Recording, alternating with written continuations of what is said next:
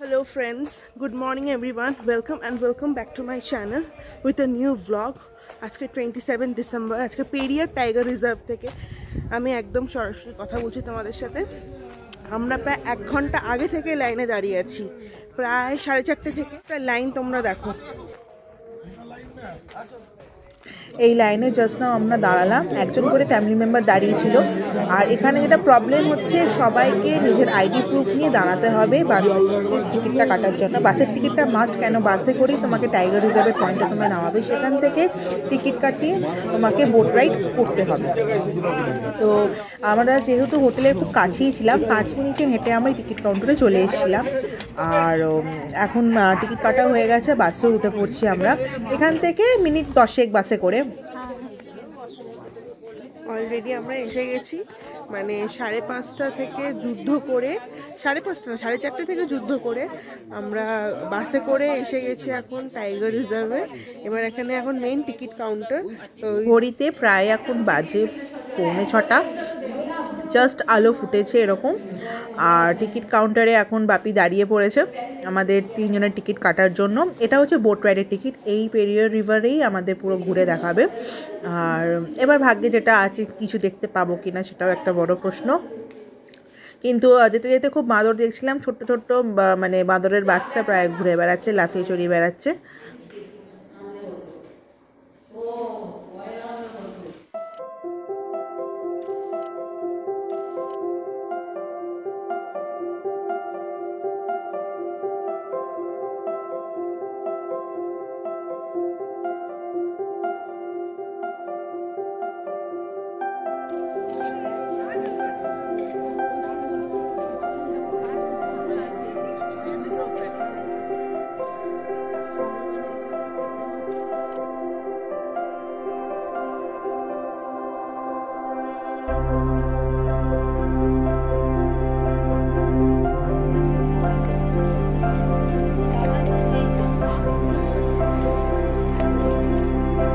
Time হয়ে গেছে, আমরা এখন বোটে উঠে পড়ছি। ঘড়িতে এখন প্রায় বাজে 7:15। অনেকক্ষণই প্রায় বসতে হলো, প্রায় 1 ঘন্টার বা 1 ঘন্টা 10 মিনিটের কাছাকাছি এইখানে। আর যেখানে সেখানে লাফিয়ে ছোট ছোট বাঁদর ঘুরে বেড়াচ্ছে, যেটা খুবই ভয়ানক। এমনিতে আমার বাঁদরকে ভয়ও লাগে। তো যাই হোক, তো উঠে পড়ছি এখন এই জলজ্যোতিতে। এক একটা বোটের এক এক রকম নাম। তো ইচ্ছা তো আছে আপার ডেকটা একটু বসার। আর জানি না, টিকিটস তো ওরকম করে দেখলাম, যেরকম টিকিটসে ওরকম কিছু লেখা নেই যে কীরকম কী পাবে। শুধু 3 জনের ফ্যামিলি মেম্বার্স অনুযায়ী 3টে 4টে যেরকম যার ফ্যামিলি মেম্বার্স সেরকম টিকিট ইস্যু হয়েছে। তো চলো, আমাদের বোট সাফারি শুরু পেরিয়ার টাইগার রিজার্ভ ফরেস্টে।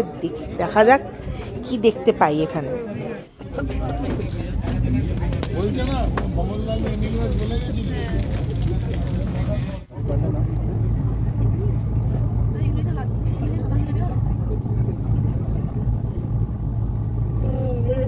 হাতি আছে।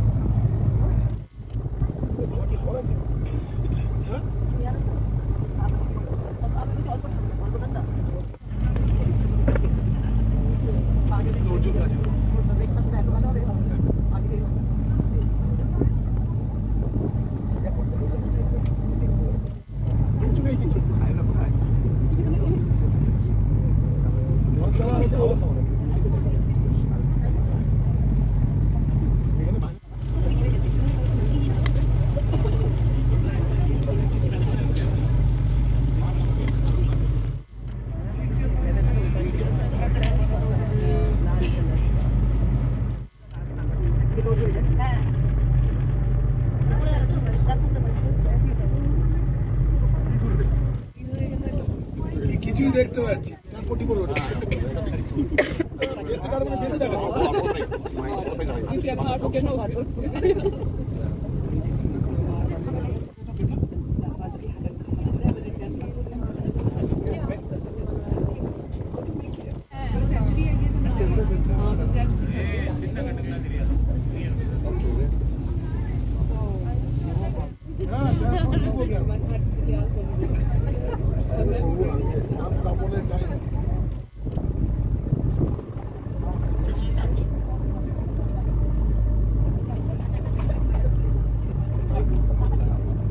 সাড়ে 3টে থেকে লাইনে দাঁড়িয়ে থেকে আমরা এখন টাইগার রিজার্ভ ফরেস্ট থেকে বেরোচ্ছি। তেমন কিছু দেখতে পারিনি, শুধু কিছু বুনো শুয়োর আর পাখি, বাঁদর এগুলোই ছিল আজকে দেখার মধ্যে।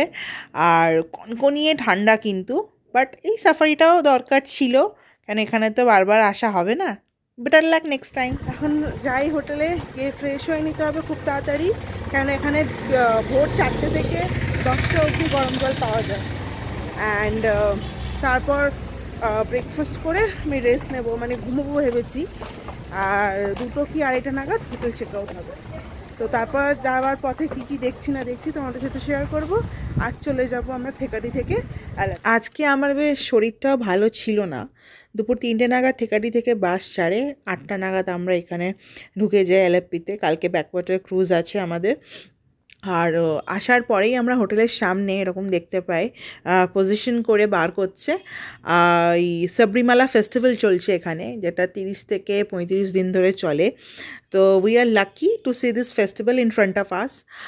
আর এমনিতেও এইটা দেখার পর আর এমনিতেও অনেকটা না জুড়ে ওইদিকে মেলা বসেছিল, মানে মেলাটা দেখে প্রায় আমার চণ্ডী মেলার কথাই মনে পড়েছে শখের বাজারে। যাই হোক, তো মেলা চলছিল আর এখানে এলিফ্যান্টসদের ফিড করাচ্ছিল।